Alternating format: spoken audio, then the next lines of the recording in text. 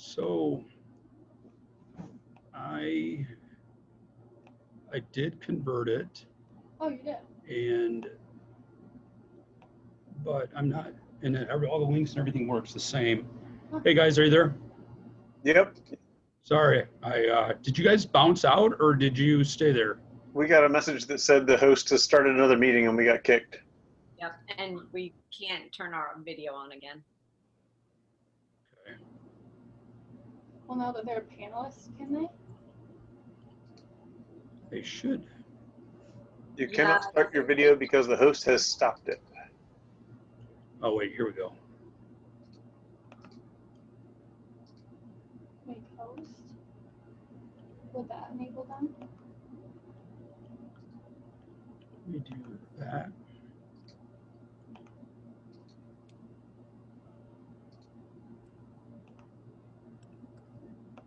Oh shoot. Marty, can you turn your video on now? Yes, There we go. Alex, there we Hey, go. So you were able to just. Yeah. There's Mark and Todd in. All the Okay, links that's work cool, the same. Because then we can do that with the ID channel. Yeah. Hello. All right. Mark. So you guys have your you have a presentation. Yep. Awesome. Hey, I like those glasses you have. I don't think you've worn them in a while. yeah, when I sit in front of my computer too long, my eyes start to hurt, and I was sitting in front of it way too long today. Do they help quite a bit? Yeah, they do. They make a big difference. Blue light. What's that? Glasses? Are they blue light glasses? Yeah, yep.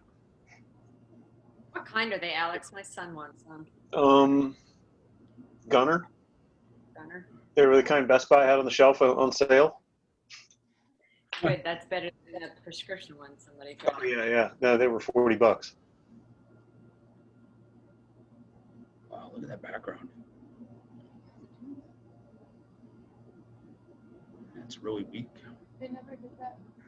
No, I think it's Alex's fault. Or we'll blame Marty. Sure, I'm always good to drive a bus over.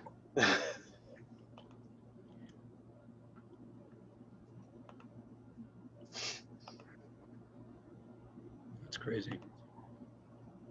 You guys have any questions about anything before we get started here?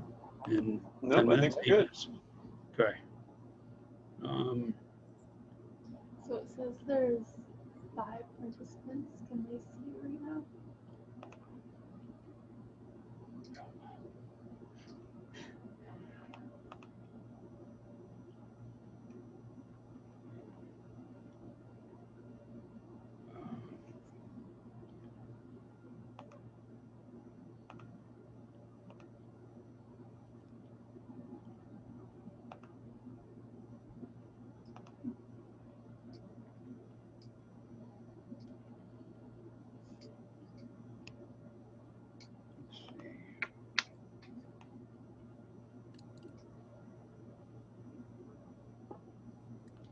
Just trying to figure out why that background just disappeared on me. Looks like I have a bed sheet behind me. Do you still have a snap camera? Or is it normal? It's just normal. Or Yeah. Did you not use that? No.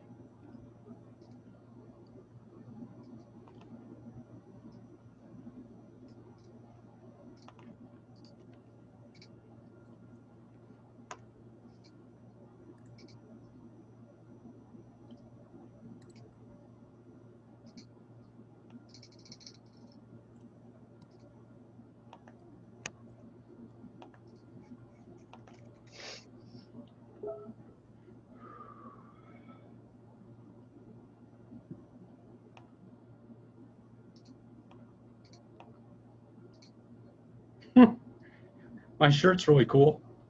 Yeah. I know. So, Is that the result of the green screen behind you? I just added, just turned on SnapCam,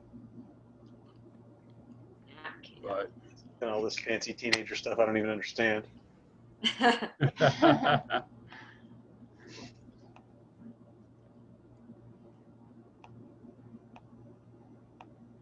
crazy. That makes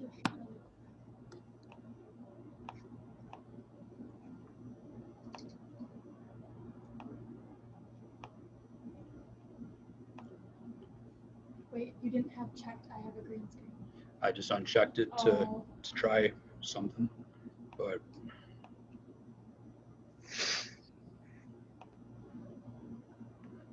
so closing out. Well, I went into SnapCam and set it up, and then I closed out of it, checked that back, and then gotcha. Okay. all right, 5 more minutes. See if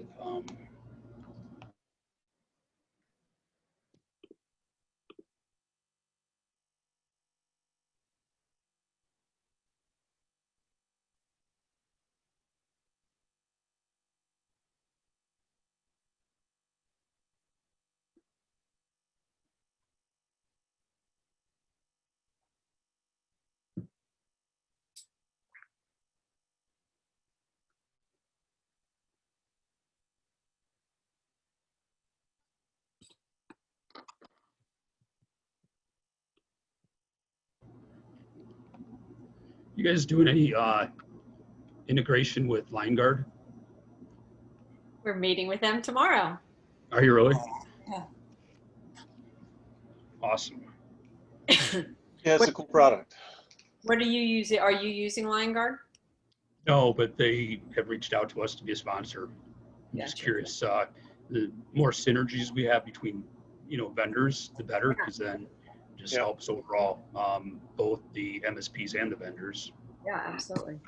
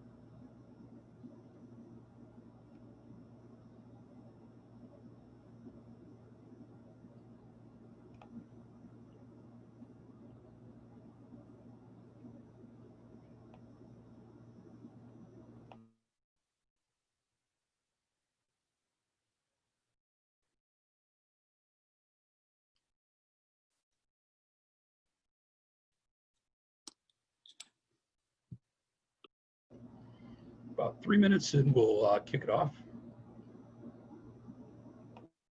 Sounds good.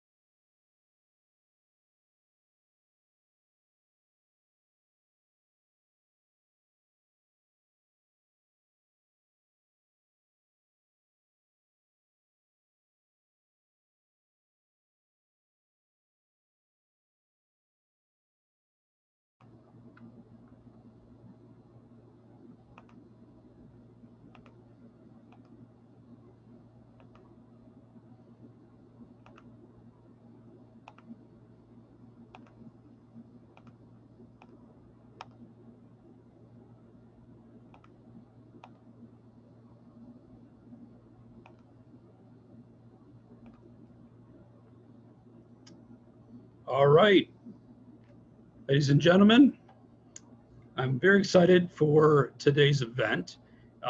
We have a couple of rock stars in the house today. We've got Alex Farling, and Alex, your glasses kind of fit that rock star look, right? You know, it's almost kind of Bono-ish. Pretty cool stuff, right? Oh, you're on mute. Oh, I said the on sale at Best Buy look. That's the look I was going for. Awesome. That kind of rock star. And lead singer, Marnie Yeah. Stockman. Oh, in the land of things, you don't want to find out if that's true or not. So we got a great event today. Want to do a little bit more of an introduction with Marnie and Alex. Alex, can you give me a little background about yourself and Lifecycle Insights? Sure. About 16 and a half years ago, I started a small little mom and pop break fix computer shop, just like so many other people in this business. And we quickly transitioned into small business support. And 2008 came around and we transitioned into becoming an MSP. And over the period of the last 45 or so days, I've actually sold the MSP to focus on Lifecycle Insights. But along the way, I identified a problem that we were having, and Marnie and I got together with some fantastic developers to build a product that helped us faster and easier organize and pull data out of the tools that MSP use today to basically make better sales presentations and deliver a more consistent sales experience. Excellent. And so you found a fit for a problem that you had, and you had so much passion for that, you decided to go 100% with that. And Yeah. So that's pretty cool. So that just means that the growth of Lifecycle Insights has gotten to a point where you're able to do that and just spend all of your time to be able to put these solutions together. Yeah, we've had some really exciting adventures these last couple of months, and you're just growing left and right, and bringing on new partners left and right. So, yeah, it was almost to the point where I had to focus on one or the other. And cybersecurity being what it is, and me being much more of a sales owner than a technical owner at my MSP, it wasn't a hard decision. So, very good. Now, Marnie, so a little background about yourself and how long you've been with Lifecycle and what you've been doing and all that fun stuff. Sure. So my background is actually in education, and I landed in an ed tech company that focused on assessment and analytics. And then even longer ago background than that, Alex and I have been playing volleyball together probably since I was, I don't know, 25 years, I don't know, forever. Yeah. Let's just assume it was 25 years and we were playing as toddlers. Yes. So, so in discussions, when Alex brought the problem sort of QBRs and reporting around it, and really the issue of having data in all of these disparate systems, we were able to take the ed tech space platforms that we worked for and sort of apply the aggregate reporting and then assessment ideas to the MSP space. So, you know, Lifecycle Insights aggregates data and makes it very consumable for clients of MSPs, right? The red, yellow, green reporting. So very, very user friendly, and then added the assessment platform. So my background, oddly enough, is in assessments, but usually the scary kind for children that a lot of people are doing from home right now. Sure. And it landed in now the MSP space. So Lifecycle Insights started a couple of years ago, and Alex and I are two of the founding members of it. Very cool. Now, what I want to do before we get into our topics is I'd like to ask Alex a couple more questions here. Alex, tell me a little bit about, I guess, what you see in the IT landscape today and where you see it going for MSPs. Well, you know, the big thing that we keep seeing over and over is that new business acquisition is getting difficult. It's tough times for folks to present to new prospects, to get in front of new prospects. You know, there just aren't the chamber meetings and the BNIs and the events to go have a table at that used to exist for so many MSPs. So they're trying to really, they're trying to do one of two things. They're trying to find creative ways to bring on new business, but they're also trying to find ways to sell deeper into their existing client base to make that client base more profitable. So we're seeing a couple of different patterns there between MSPs and maybe where they're at in their maturity model.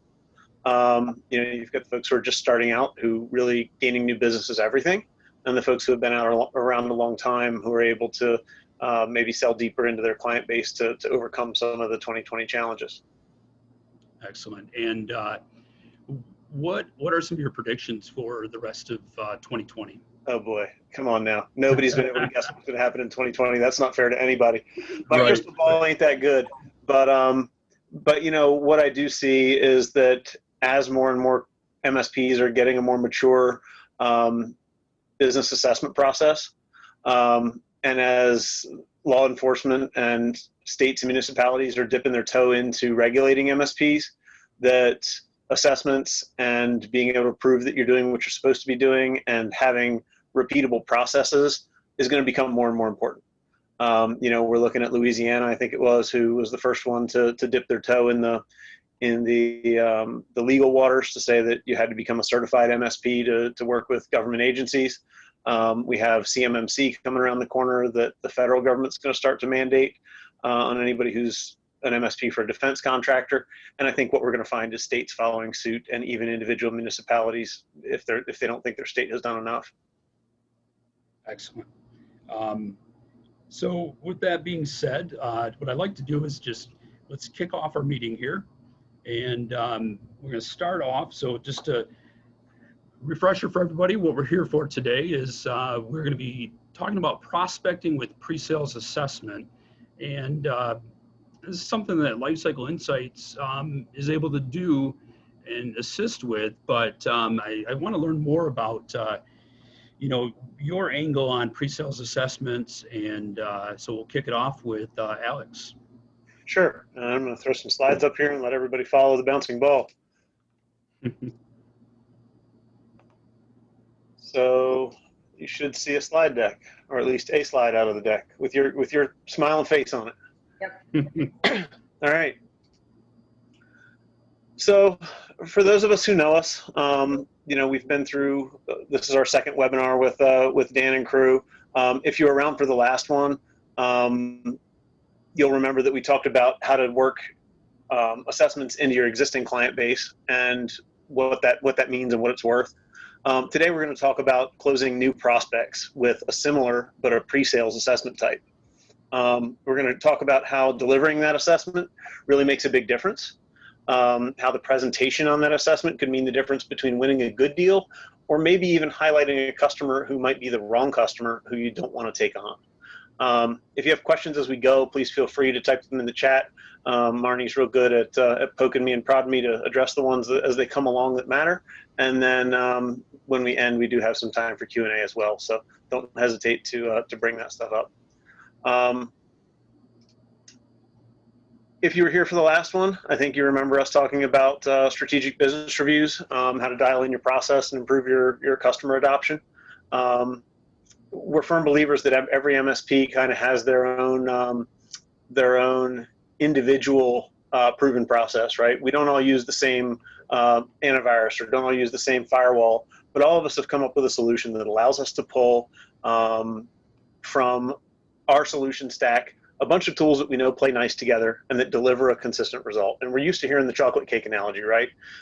If you make a chocolate cake, but you leave your cocoa out, you haven't really made a chocolate cake and it's not going to taste very well. And IT is not very different.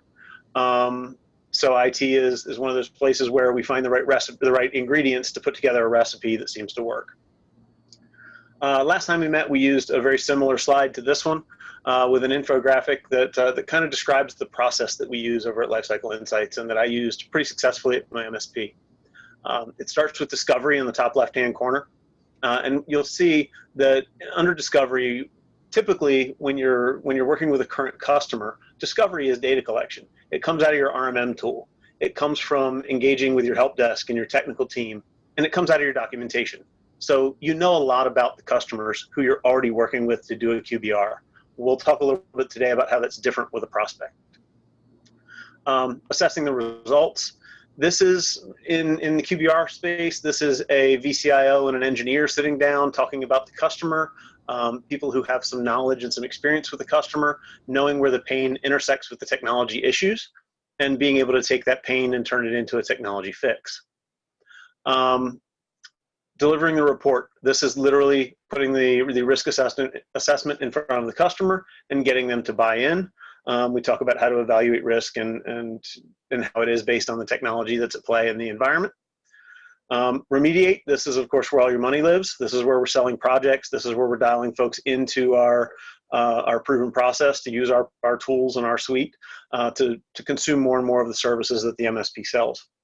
And then verify, of course, is where we review the deployed solutions, work with the client to confirm that the pain has really been reduced or eliminated, and figure out if we're making continued progress.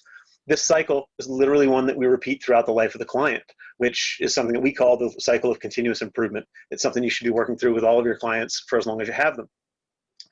The problem is, this all works fantastic with existing customers, but what happens when you have a new prospect on the phone? Somehow this morning the phone rings, you find yourself in front of a new prospect. Doesn't matter if your marketing worked, if somebody Googled you and found you or in the yellow pages, or you got a referral. You have to know what to do next. And now we find ourselves having to do data collection without an RMM deployed, without techs who have gone through the network and who have spent time working with the customer to fix their problems, who know the intricacies of that particular network. And we also find ourselves needing a compelling way to present how we do things different from anyone else in the industry, maybe from the incumbent provider or from the industry as a whole. And we need to build some kind of a repeatable process so that we can close new sales. Because just like technology, sales is a process. We need to work on delivering the same thing over and over so that we can refine it and improve results. So today we're going to talk about a couple of strategies. We're going to build that repeatable approach to data collection, which means we can successfully feed the pre-sales assessment process. If you don't have the data, you can't feed the assessment process. We'll build an actual pre-sales assessment. We'll talk about why we use it, and at the end of the call, we will email out everyone a template that we use for a base pre-sales assessment. And then we'll talk about why every time we do a pre-sales assessment, we do it twice, not just once. And then we'll give you a little bit of a bonus about halfway through here. We'll sneak in some extra content. The importance of a follow-up call before your final presentation meeting. This is a pretty straightforward trick, but it's one that's often overthought and or not thought of at all. And then we're going to talk about how to build a presentation or build and present the assessment, basically so that we can present a project that makes you money, an onboarding that gets your customer in line with what you're doing, and make sure that you actually get a win at the sales table instead of a thanks for the proposal, we'll give it some thought and we'll come back to you. So let's take a start by looking at pre-sales data collection. Pre-sales data collection, obviously, you don't have all your tools in place. So we have to do a couple of things. I learned this from my days working with Chartech way back in the day when we were flying out to Bakersfield to do their training classes. And one of the things they were big on that has really worked well for us is user interviews. We would go out and meet with the client and sit face-to-face with a large number of employees for the client, depending on their size. You know, if they're 100 users, you're not going to sit with everyone. If they're 10 or 15 users, we're going to sit with everyone. We don't have the benefit of RMM software, but we do have the benefit of sending our folks out there to do some data collection as well. So what we're going to do is go out with a tool and do some data collection so that we can get the necessary insight into the environment. While we're out there learning about the customer, we want to make sure we pick up on things that really sound like pain to us. For the examples for today, we're going to say we went out and met with a client and sat with Sally in accounting, who told us that her biggest frustration is that come billing time, her system runs a little slow and she just doesn't get everything done in a day, and the ownership and the leadership is always on her about the amount of overtime she puts in that last week of the month when she's doing billing.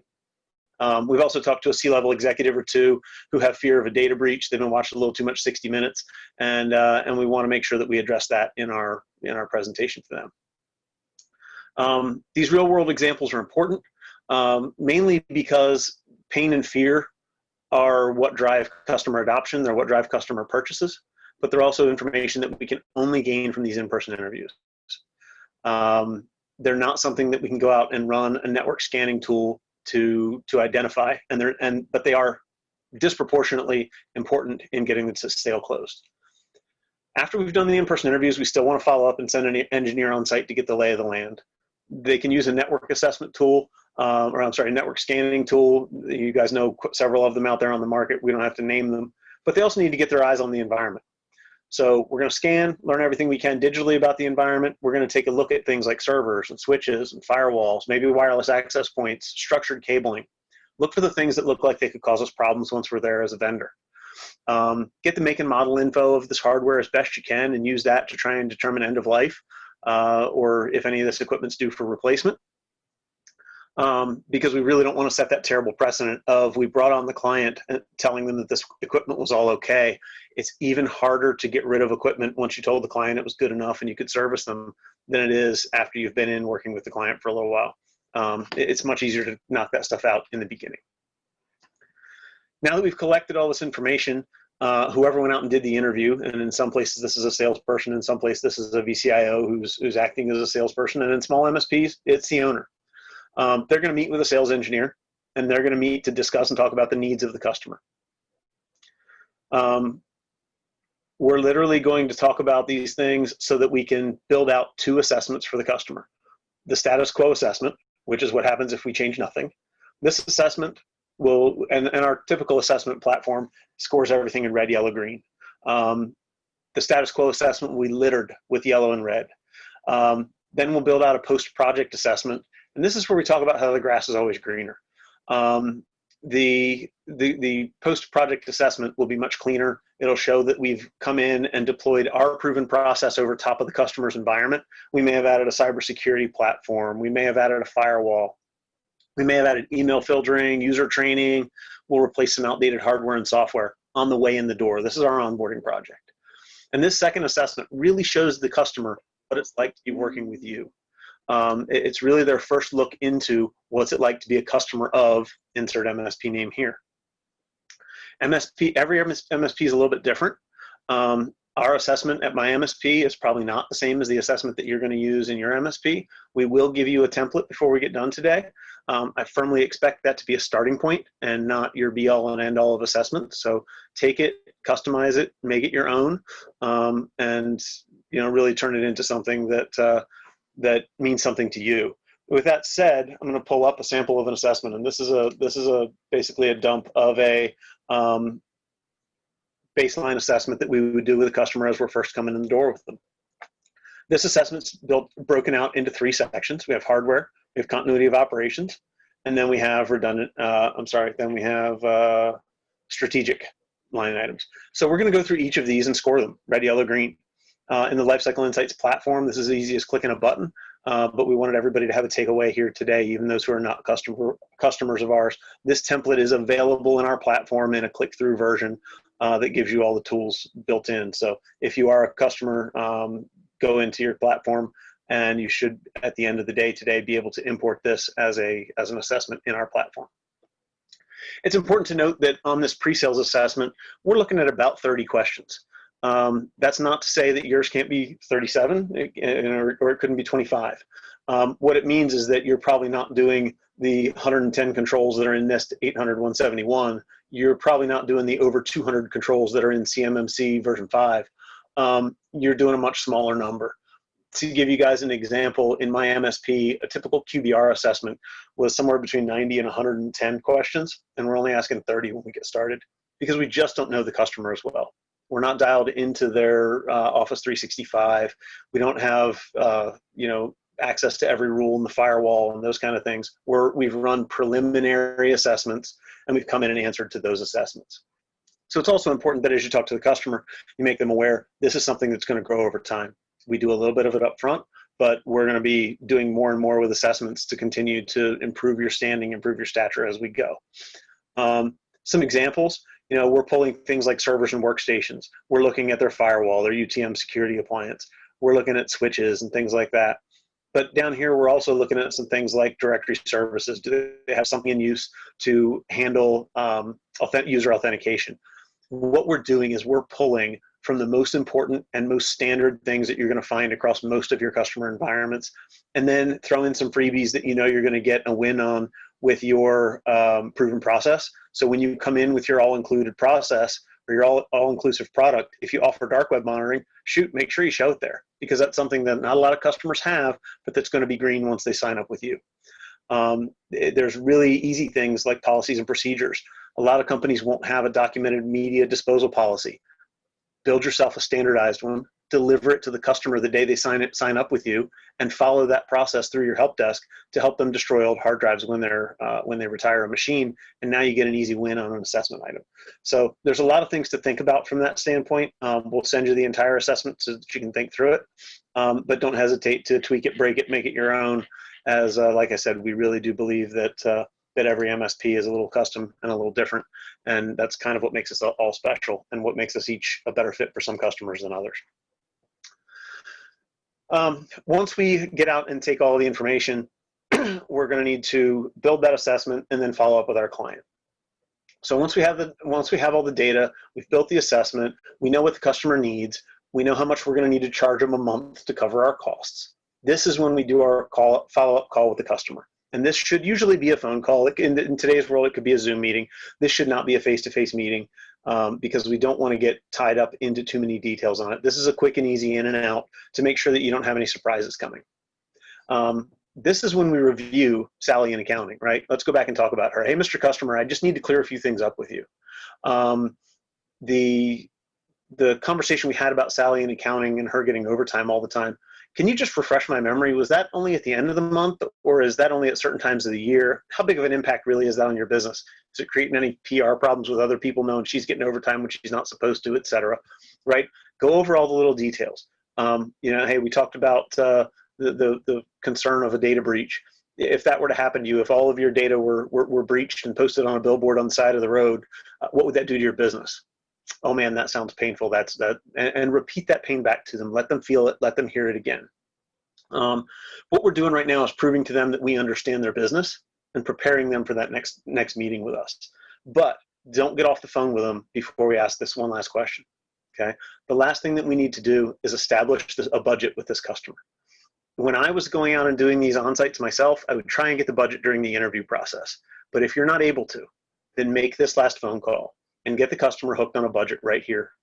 What you're going to tell them is, look, we've really assessed a lot of the issues that we see in your business.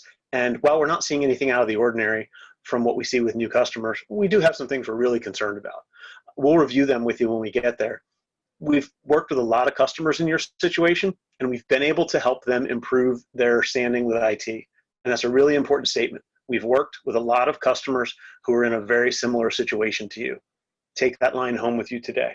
We've worked with a lot of customers who have had a very similar situation to you, and we've been able to help them fix their problems. Now, you told me you were spending about $1,000 a month in IT, but in my experience, customers in your situation have had to spend somewhere between $1,800 and $2,200 a month to remediate their IT problems. If I come back to you next week with a number like that, are you going to throw me out of your office, or can we still be friends? And you find a way to answer that question the way that you like. I've got this little self-deprecating humor that I can say things in different ways. You've got to find a way to say it, but you have to ask that question. And if the customer says yes, that number is within my budget, you're set. You know your answer. You knew how much you needed to spend. You're going to walk in the door with a quote. You know they're already okay with the price. If you can't agree on price, you need to take another review of the customer and see which of your solutions they can do without. Or see if them not being able to take the full solution stack means that they're just not a customer. What you're doing here is finding out early whether or not this is somebody who you want to spend a lot of time and energy on. If the customer doesn't adopt your full stack and sticks with some of their pains, are they still a supportable customer to you? And that's an important question to ask. And then finally, presenting your findings. We're going to go meet with the client a few days after this phone call. And we're going to be showing them 3 key things. We're going to show them the status quo assessment. What does their environment look like today? We're going to show them an onboarding project outline. This is a real rough and tumble, high-level view of what we're going to have to do for work in order to bring this customer in. We're going to give them a price. We're going to give them some big project bullet points. We'll dive into the details when we deliver our scope of work later. And then we're going to show them a post-onboarding assessment. This is, Mr. Customer, after you're working with us, what does your life look like? So moving on to that. this is the first thing that you're going to present to them. And we start with, Mr. Customer, this is where we are today. This is the status quo. This is what it looks like if you don't change a thing. These colors shouldn't sit well with a client who's a good fit. They'll probably get a little testy with you about it, and that's good. That's a healthy reaction. They don't know what they don't know, and now that they know, we can work to improve it. You'll review these line items in detail. And you remember when I was flipping through the actual assessment template, you're going to review each and every one of these that's in red and yellow with the customer. You don't necessarily have to review all of the green ones. They don't necessarily need a pat on the back for everything that they're doing right, but you're going to see more red than green, and you're going to find customers who have a lot to work on, and that's okay. Then we do the project for the onboarding, and this is a templated project onboarding that comes right out of our system. This is where, Mr. Customer, if we go through these steps, you'll alleviate these red scores out of the platform, out of the assessment. But we'll also give you additional security, stability, and reliability in your environment. This red speaks to how and why we fix the pain that we've been seeing, right? So we're going to specifically be talking down here about the current device is a router and it doesn't have monitoring capabilities required out of a modern UTM, right? We're actually talking about solutions and what it takes to fix. This should speak to the pain that the customers have. Once we have talked through the project, we're going to show them what it's like once we've not only done the project work, but applied the proven process for our MSP. Now, remember when I said the grass is always greener? It really is greener. And if you look here, you can see it in black, white, gray, and green. We're showing the customer what it looks like to have their pain removed from working with us. This is a pretty standard assessment. This is a pretty standard result. Don't be surprised when your customers come in the 40s, 50s, and 60s and turn immediately green when you lay your complete product stack over top of them. But I want to take a quick dive right now into our platform to show you guys how we got from a pre-sales assessment to a project, because this is something we do that's pretty slick, and that is not Lifecycle Insights. This is something we do that's pretty slick. So we go through and build out an assessment for a customer, and you'll see here kind of the summary of the project. We show the item detail here, which shows each of the items and how we answered them. So as far as operating systems go, this customer had some operating systems that weren't vendor supported. But we had a lot of issues here in backup and disaster recovery. Their backups are requiring human intervention. We're not backing up Office 365. We don't have a documented continuity plan. So there's some things here we can fix. And they're pretty easy hits that we're probably going to get with our onboarding. So I'm going to filter this down so that we're only looking at the items that are at risk or need attention. And we're going to go pull a couple of them and make a project real fast, just to show you guys how easy this is. We're going to go grab the 3 items that revolve around backups. And then there was one more I was going to grab. How about email archiving? There we go. So we're going to grab these 4 since they all involve data retention. And we're going to go create a project from these. We literally click a button. It starts to build a project. We give our project a name.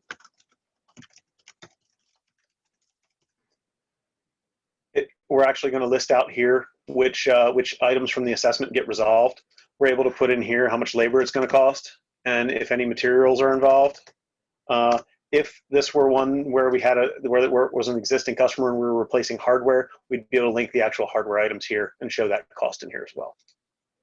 If we know when we plan to onboard this customer, then we're going to say, hey, you know what, Mr. Customer, if you sign on the dotted line today, we'll begin your onboarding on the 14th and finish it on the 18th.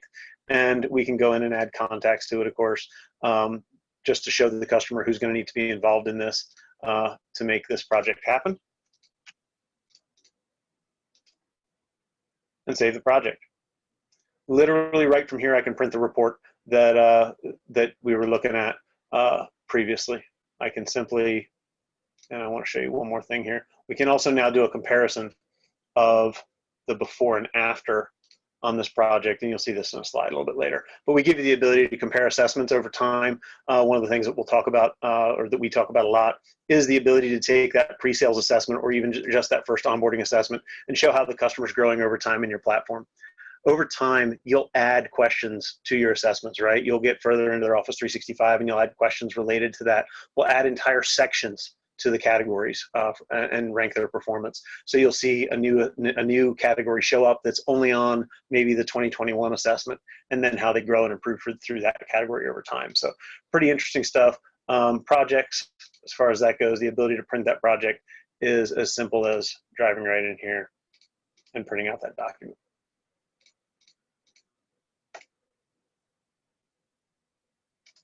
And I didn't put a ton of notes in it, but what we have now is one more project that we can take in and sit down with that customer and review in our pre-sales process.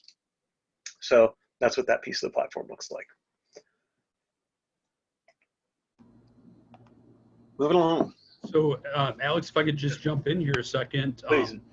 You know, I just looking back, going through doing assessments, the incredible amount of time it takes. I think for most MSPs, we've all been there. You know, we go through, use multiple tools. We're using, you know, maybe using RMM, using an assessment tool that's out there. But you know, all that time it takes to collect that data, come up with an aggregate, and put it into a report. What you're showing me here just seems too easy.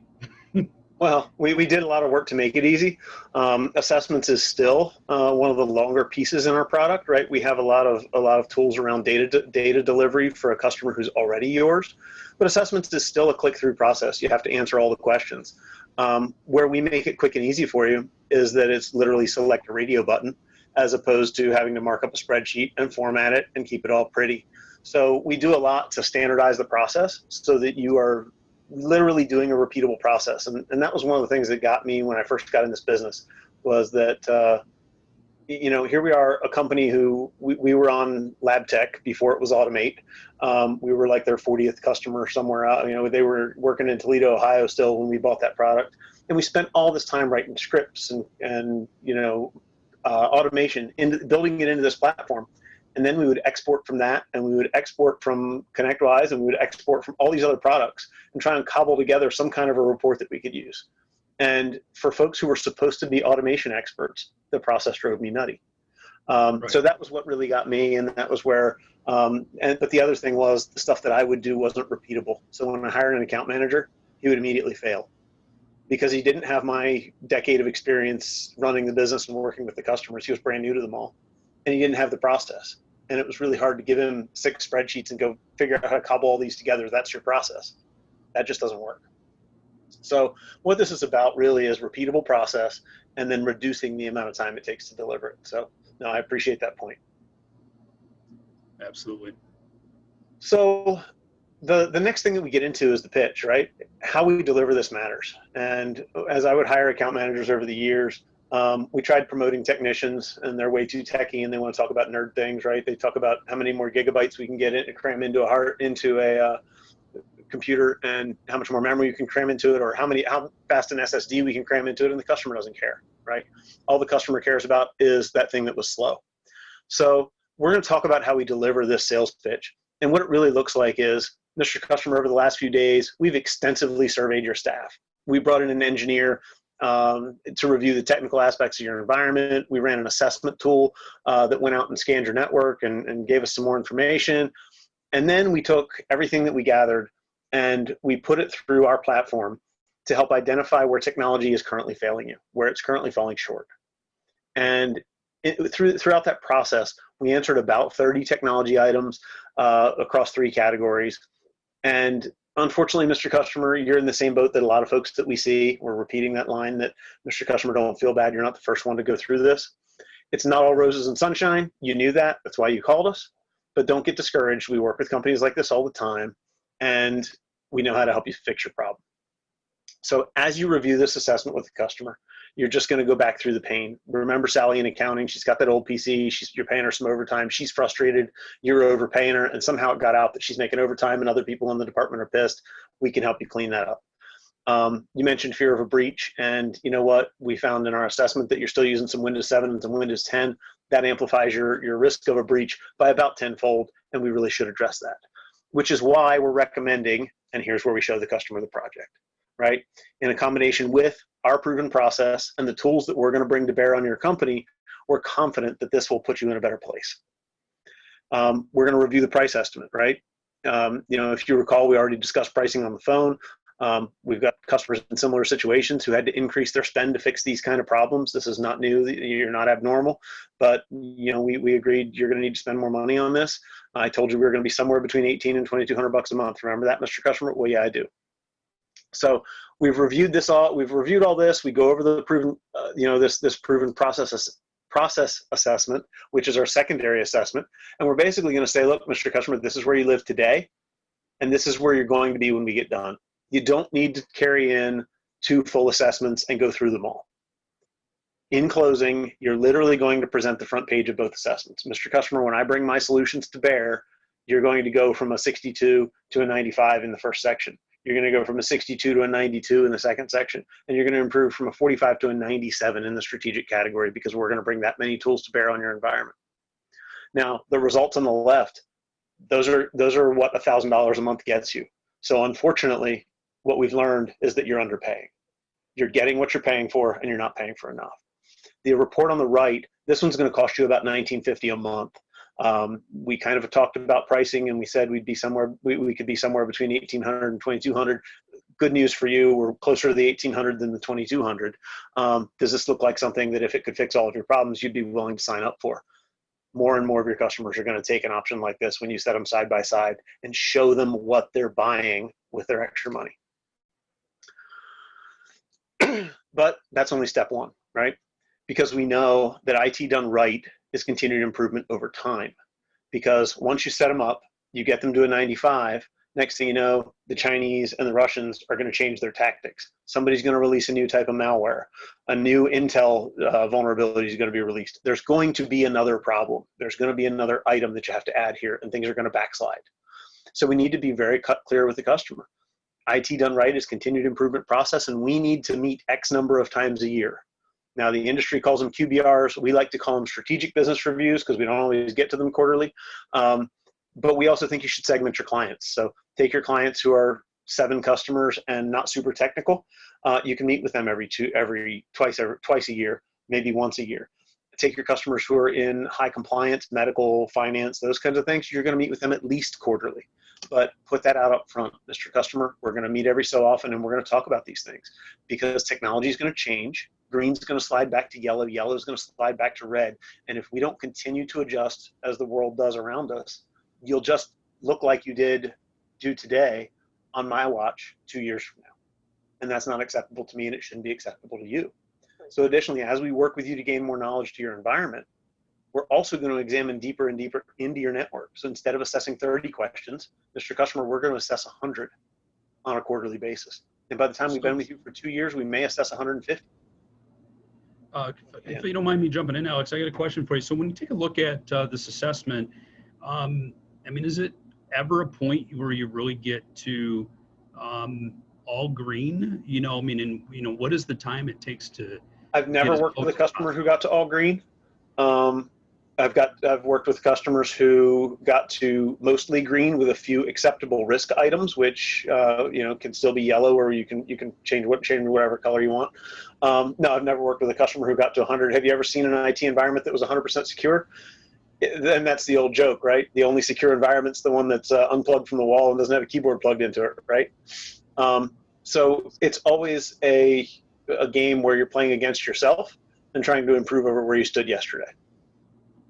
So kind of a going forward format. So if I'm a client and I say, okay, I see what you've presented to me. What is the plan and the process, and how long do you anticipate that it will take for me to get to that point, to get to all green? And that depends on every customer, right? It depends on their budget, right? Because if they have all the money in the world to throw at it, we can get there a lot faster. If they're a nonprofit who plays the poor card all the time, it's going to take us longer to get them where they need to go. So really, that's as dependent on the customer as it is on the MSP, and it's okay for us to put that back on them, right? If you're, Mr. Customer, if you're willing to commit to a cycle of continuous improvement and continue to work with me on these things, we'll get there a whole lot faster than if you don't. But some of that depends on, is MSP specific too, right? How complex is their stack? How many things are they bringing to bear? And what does that particular MSP really consider to be good and healthy? over time, we have assessments released in our platform for CMMC, NIST 800, some of those kind of things that you can also run. And I think you'll see that in those, even Perfect in those still has some holes that most MSPs would like to point out and say, well, yeah, but you could still have some better products or some better, you could still do something a little bit better. There's always things that are a continued work in progress. I think what you pointed out on the slide is important, that you need to have this conversation as part of the pre-sales, that we're going to move you to green, but why we have to keep revisiting this, so they don't think like, this project, we're one and done, Yep. and then I won't have to call you again for 10 more years when I decide to replace all Nope. of my. And the question we should be asking is, Mr. Customer, are you willing to commit to a cycle of continued improvement, because I'm going to need you to come to the table to work with me on this, right? And if a customer says yes to that, what we're doing is signing a good quality customer who understands and now even expects to have strategic business reviews with you, instead of one that you're going to have to go drag them to the table. And So, we've all got the customer that we have to drag to the table because we didn't do enough of these early. So I of course have had advanced peek at our pre-sales assessment, right? So I know one of the questions on there, but one of them is about that continual cycle, and how often are you willing to come back to the table? So there were 3 satisfactory answers. I'm going to meet with this, we have a VCIO process, and we're going to do strategic business reviews annually, semi-annually, quarterly, et cetera. And all 3 of those could be acceptable, right, for a client. So what do you look at the beginning, in a pre-sales conversation, to sort of segment your client? Because we've talked internally a lot about how to segment clients. What do you look at when you're filling that out?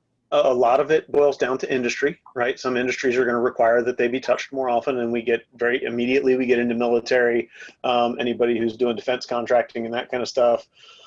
We get into medical and healthcare. Anybody who has PHI absolutely needs to meet more often. And anybody who's in finance, those always bubble right to the top for me. Legal's not far behind.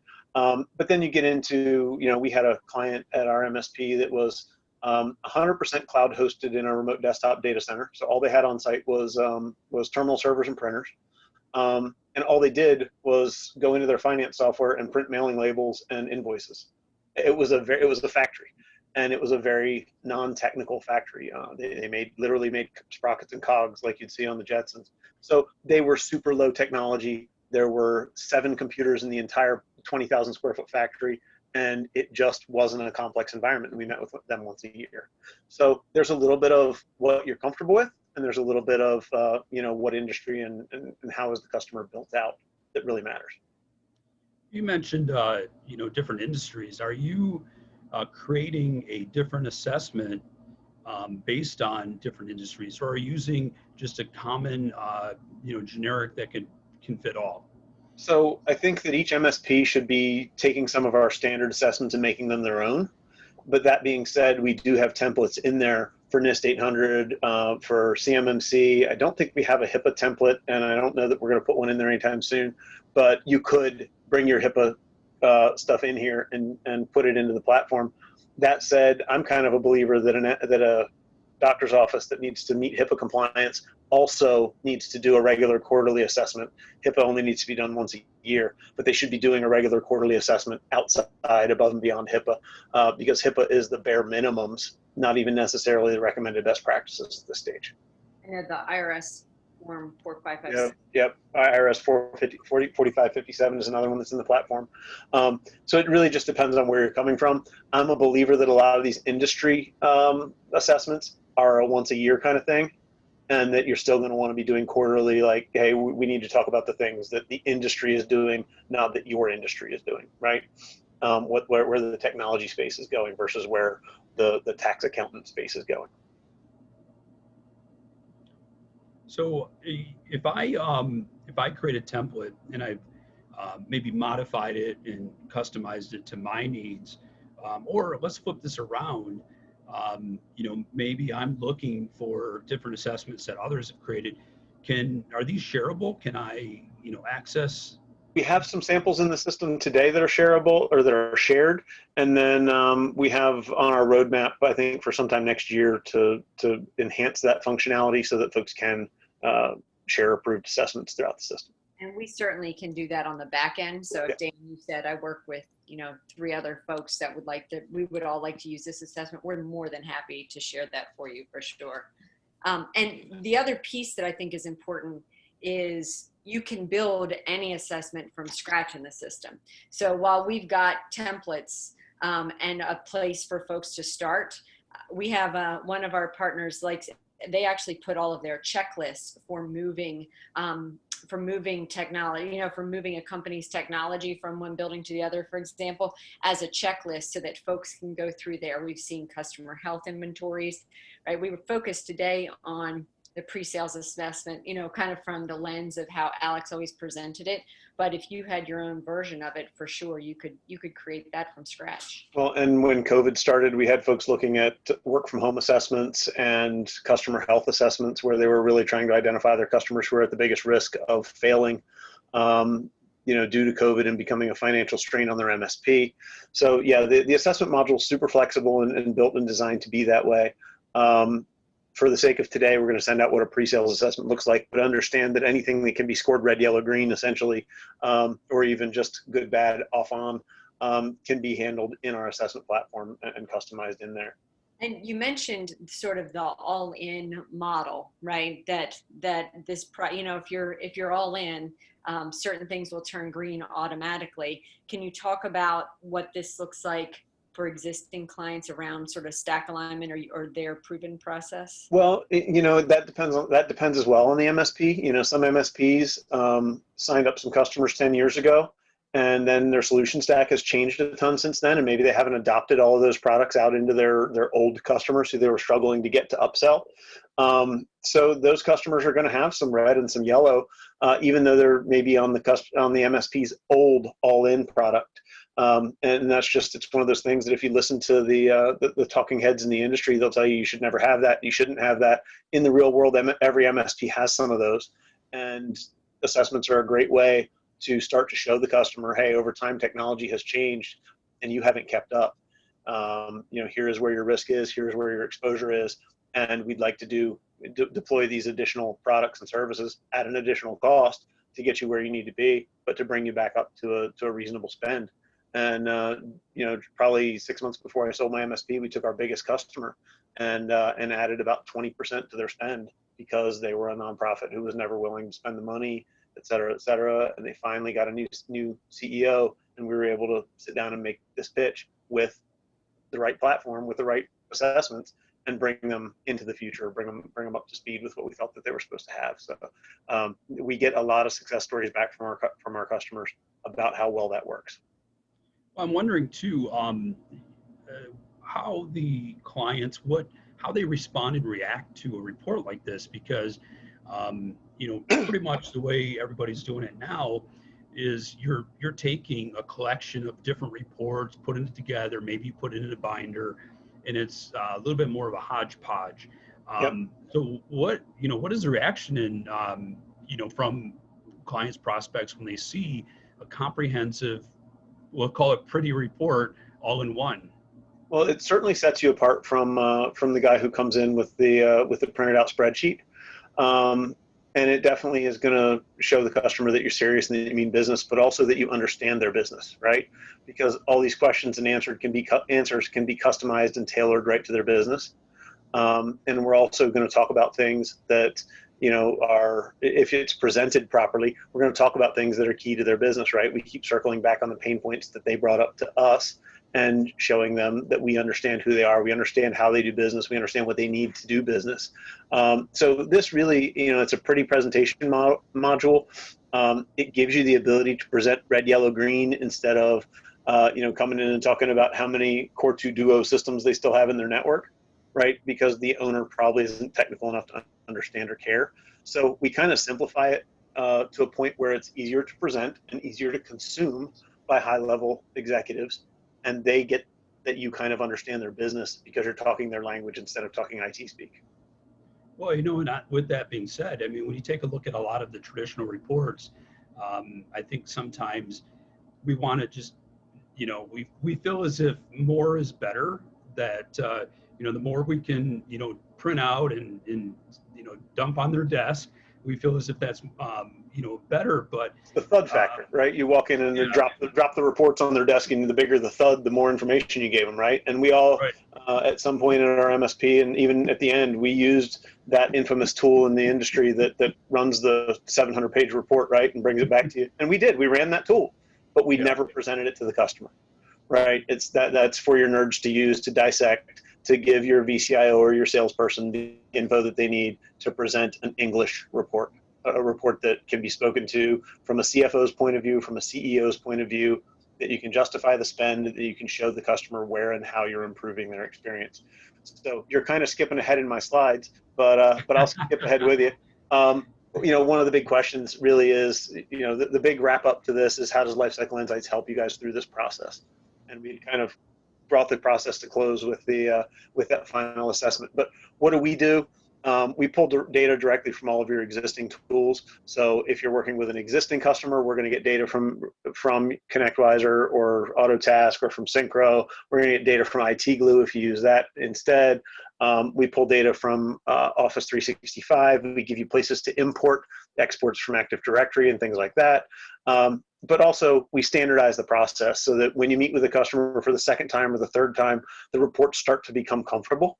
They're not digesting all new information every time. So then you can get down to the really strategic items and focus just on what's in the red and what's in the yellow and what really needs their attention, instead of them having to digest 25 pages every time you walk in the room. And then we give you the ability to really customize it. The product is super flexible. I've said it more than once. We don't believe any two MSPs are the same. We really believe that everyone has their own secret sauce, and you need a solution that's customizable to your secret sauce and to your methods of doing business. People do business with you because of you, and we wanted to build a platform that you could make your own and deliver a product and deliver an end product to your customer that looks like something that you would have done had you had all the capabilities and all the time in the world without it. And then affordability.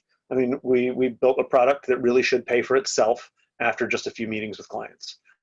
You should be able to pay for this with project sales and with increased MRR almost immediately. Well, one thing that I was thinking about is, the data that we present to our clients a lot of times is, it's deer in headlights, right? Just because, Yep. The type of information that we're providing. And we obviously don't want to get into the technical aspect because, number one, they don't care. Number two, they don't understand it. But with the red, yellow, green, it really can connect with them, because that's when they look at that, they're like, okay, red is bad. Yellow, well, we got something to work on. Green is good. It really, I think, simplifies that for the prospect, because, we all know that the sales process, can be lengthy at times. Yes. And Yep. just because they're not understanding what we've presented, because there is a level of, confusion to what the technical pieces are. And this just breaks it down easy for them. Right. I mean, we had it in our MSP down to a 3 to 4. It was a 4 contact sales cycle, right? You go out and meet with the client the first time. You go out and literally just interview them, take notes, steal information, learn everything you can about them. Do as much of that face-to-face, human interview stuff as you can. Send an engineer back out to do the assessment. Call with a follow-up phone call, and then deliver a sales pitch that is non-technical, that speaks red, yellow, green, and you can close business in 4 touches. And you should be able to do it before you leave the room. It shouldn't be one of these things where you have to walk away and hope that they'll call you or hope that they'll get back to you. It really is a process that if you practice it, and like anything else, practice it and then go back and review and see how you did and see where you may have broken down and improve it every time. I can tell you, every one of the sales that I didn't follow up on in my MSP, I didn't get. So there's a lot to be said for just having a sales process in your MSP, even if it's not a good one. Just having a sales process that you follow over and over and continue to refine makes you better than probably 80 or 90% of MSPs that are out there. And in order to have a real process, you have to have a real tool. We got a question out here. Do you integrate with LionGuard or BrightGauge? As of right now, we do not integrate with either. We are having some conversations with LionGuard, but I don't think it's beyond conversation at this point. So I don't want to commit to anything. But we love the folks at LionGuard. We think they make an awesome product. We do find that folks who use LionGuard have probably the best data in our system.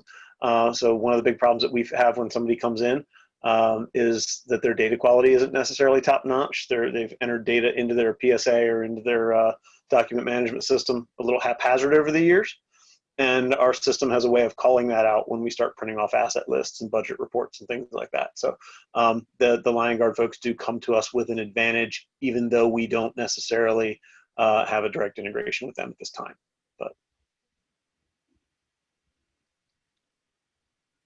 Alex, I forgot to add a slide with the coupon code. yeah. Well, I guess we can move on to the Q&A slide, and you can come up with a coupon code. Yeah, well, I've got, yeah, if you can stop sharing your screen so I can start sharing mine. Okay. I will put a few things in the chat. And for those out there, if you do have questions, please drop them in the chat. Absolutely. So, so first, we do have a basic trial plan. So if you sign up for the basic plan, you have 5 active customers free for 30 days, and you can add assessments into those. If you're interested in a demo, if you go to lifecycleinsights.io, if you hit the contact us page, you'll get a calendar link. The pricing page is where you'll find the trial. And then most importantly for everything MSP is that coupon code gets $50 off the first 3 months once it's a paid subscription. So if you're interested, feel free to grab that. I will put them in the chat as well. And for clarification, that's $50 off a month for the first 3 months, right? Yeah, each of the first 3 months. Yep. Wow, that's awesome. Thank you very much for Yep. that benefit. Yeah, absolutely.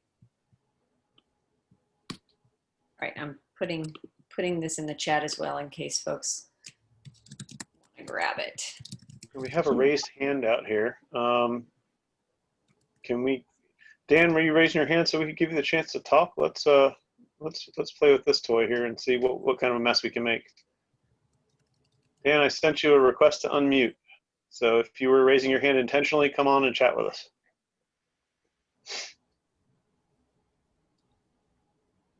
It's been up for a while, so maybe he was. Maybe he got bored and left me. And I do have a question. What is one of the most unique things that an MSP has done with, with your assessments? And, what have they built that's different and you're just like, wow, that's solid?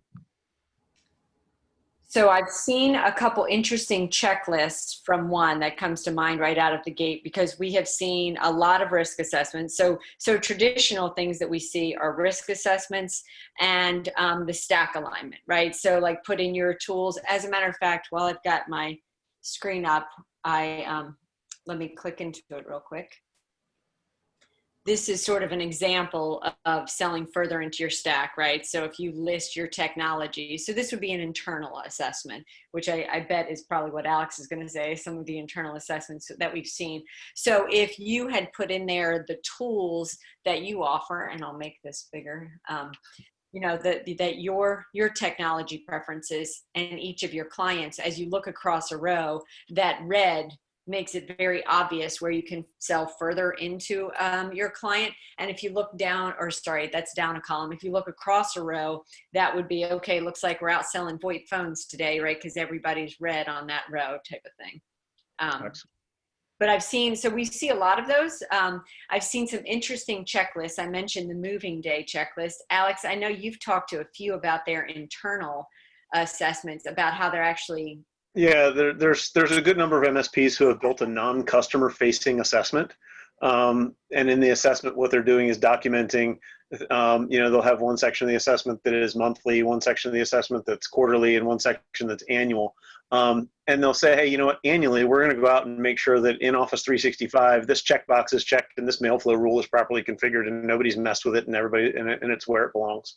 But maybe monthly, we want to go check and take a backup of the firewall config. So they've got these advanced internal checklists that are really just, making sure that everything's getting done for the client that they've promised. So they're using them simply as, internal, hey, Do we have everything deployed that we're supposed to have at a customer? And when we go back and look at it, has it not changed? Has it stayed properly deployed, and does it all look right? I love that. I mean, just the whole process aspect of it. When we take a look at, wanting to put process in place, a lot of times it's just all in our head. And oh yeah, and we see a OneNote document or a Evernote document or whatever that people are trying to pull together to make it work. And all that really turns into over time is one more place where you have business data stashed, and one more place that you can't report out of. So the goal was to pull it all into a place where you can make some sense of it and do something useful with it when it comes time to go meet with the customer. And I think also too, and I've seen just some inconsistencies. So without a tool like this, when you're putting together an assessment, especially in a pre-sales assessment, it's one of those things that, hey, I'm going to put it together this way this time, and then the next time I'm doing something different. And there's no consistency, which can break that sales process. Well, and imagine that process, but imagine that process in the MSP that's scaling to $2 and $3 and $4 million and has, one account manager for every $1 million in revenue that they have. And imagine if I can't do that the same way 3 times in a row myself, imagine trying to get, 3 and 4 and 5 individuals to do it the same way. So some of our best feedback has been from CIOs who have a team of VCIOs who work under them, or guys who are scaling to that point, right? They're hiring their first person who's not the owner who's going to go do the assessment. And they're petrified of hiring this guy who maybe isn't as technology savvy as the rest of their engineering team, or maybe isn't as sales savvy as the rest of as their sales team. They might be moving a technician into this VCIO role. And it just is a tool that gives people, I don't want to say a crutch because that sounds like a bad word, but it gives you some guide rails to keep you on task and on point. And those are the things that we've had so much success with. And inside the platform, you can see from Marnie's screen that we have everything down to a scheduler and a budget forecast builder and things like that we didn't get into on today's webinar. And if you want to check them out in a demo, that's awesome. We wanted to talk about pre-sales because I think it's something that's important to the industry right now. And I'm going to use the dreaded, in the new normal. But it's something that everybody's asking about. We're seeing tons of questions about it on social media. So we wanted to come out and really talk specifically to that. But, there's a lot more to the platform if you're doing strategic business reviews with your customers on the regular, or if you're obligated to give them some sort of replacement and end of life reporting or some sort of budget forecast. I mean, my MSP was in business for 16 years, 15 years before we were able to give a customer a technology budget. That's inexcusable, but the tools just didn't exist. Absolutely. So, and I know we want to be respectful of time, and I just want to double check, make sure Dan, did you want to jump in and ask a question, or are you all set?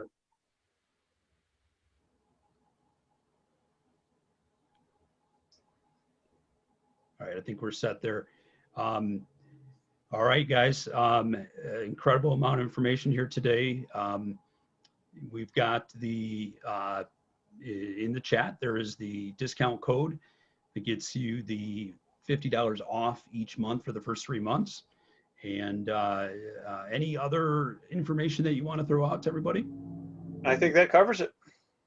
There's a free trial on the website, so don't hesitate to go check that out either. You don't have to, that's up there, five clients free for 30 days. So don't hesitate to come check it out. And if you do sign up for the free trial, that includes a free onboarding. So you don't have to, it's not a bait and switch. If you come in for 30 days free, we will spend time with you to get you onboarded and make sure you're in the platform and comfortable using it. So customer satisfaction is job one over here. Awesome. Well, Marnie, Alex, thank you very much for your time today.